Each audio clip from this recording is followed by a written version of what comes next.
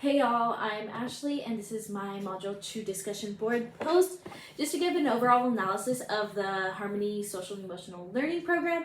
I think it's great from just the get-go, knowing that it's a low cost or no cost program, is great because everybody can have access to it. I think that's the most important thing. Accessibility for all, not just counselors, right? Any educators, any teachers, any admin, parents, students. I think it really fits everybody. They do a really good job in researching what exactly social emotional learning is and what practices are best. Speaking of which, I think some of the pros in particular are that it gives the students opportunities to have ongoing support. I think the way the program goes, I think that's most important because the students can build on it. It can be a program that they use, like I'm thinking even at the TK kinder level, and it's just used until long after their high school years. So that's important. Also, it really emphasizes the interaction between peers, and especially of those in diverse backgrounds. Students really get to get involved in discussions and decision making, problem solving, all of it. I think it's great for the community and inside the classroom and outside of the classroom as well. It's a great environment. I will say some concerns that should be addressed include class meetings. I know maybe as newer teachers, it might prove to be a bit difficult to implement something like a class meeting when there are so many things to cover, or they might have to really expand on that idea a bit and twist it and shift it until they find something that exactly matches their ways of teaching. I'm talking about teachers in particular, something that fits their style and fits into their program. I can really see how student misbehavior as teaching moments, that was one of the practices used, how that can be kind of conflicting. Because you want to be able to teach a student, but then other students will be picking up on maybe those behaviors, seeing that, hey, this student might be getting more attention because of that misbehavior if you're constantly addressing it. I've seen it in the classroom where students, they're getting that attention, and then all of a sudden because you're trying to correct it, you're trying to make it a teachable moment. And then other students might look at it as like, hey, they're getting attention. And it can be a student that's always never had any behavior issues, and all of a sudden they're mimicking those same behaviors that the student that might need a little bit more attention just because they want that attention as well. So I can see how that can be an issue. When it comes to reinforcing positive student behavior, it's great. It's something that we do it in our district and in schools, and I know a lot of people do it.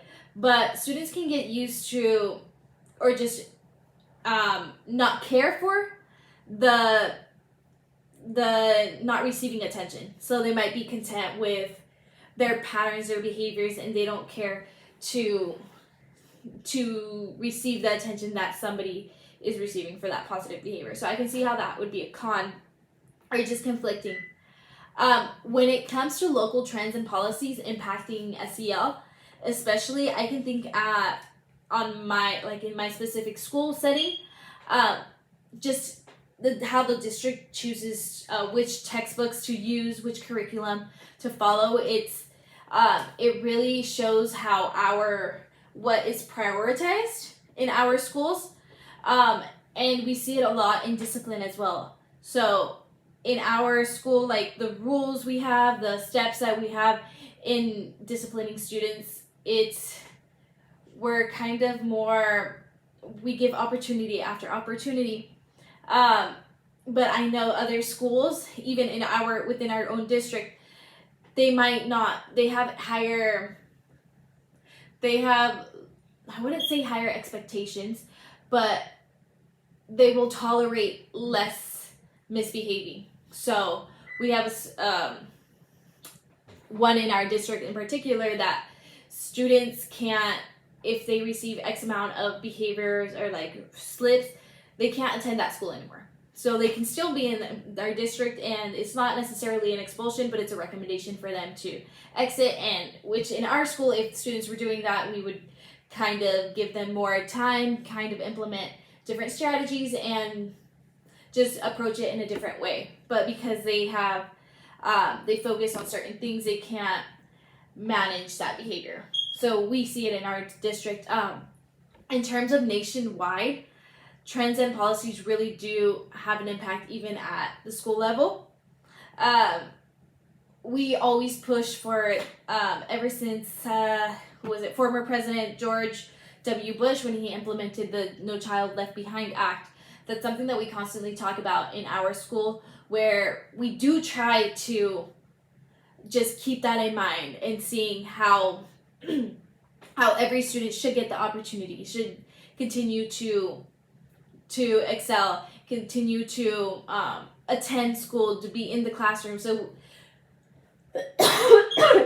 so even our admin, we try to, when students are getting disciplined, we'd rather them be in school. If it's something extreme, then yes, they go into like a detention room, into a homeroom.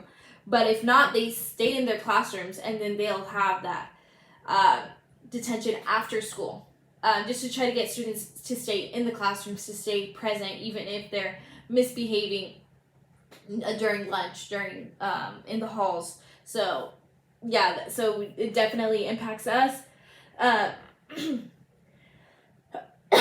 To refute one of the critics for the SEL programs is that teachers should focus on content standards. Having been in the classroom, I personally know it's not possible to teach if you do not have classroom management.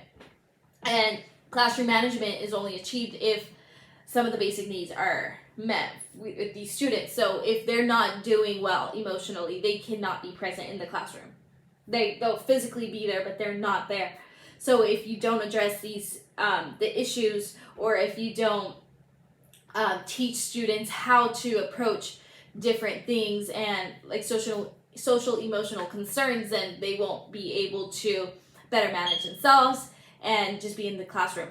And another thing that is often brought up is that parents should be the ones teaching social and emotional skills, not teachers. However, from personal experience, it's not every household will have the opportunity to teach these skills. Not every student will have a safe household, first of all. Second of all, nowadays, like even looking at our economy, like parents have to work so much that oftentimes if they're at our school, students can get picked up until 6 p.m. So by the time they go home, they're eating dinner, they're going to sleep, and they're waking up and doing it all over again. So it's kind of difficult to teach skills, to be present with how chaotic some of the households can be as well. And plus, maybe these parents haven't been taught, maybe these guardians don't have the skills themselves. So how is it that they're expected to teach these skills? So, yeah. Another argument was that SEL curriculum causes anti-democratic thinking. However, I would say it's the opposite. So, social emotional learning, you're just learning how to respond socially, how to respond emotionally to, different things, how to control your emotions. It's a lot, your way of thinking as well. So if anything, it leads to students having a bit more clarity. So having that, being able to establish their own opinions without having their emotions be in control, or having other people dictate how they should be feeling. So, yeah.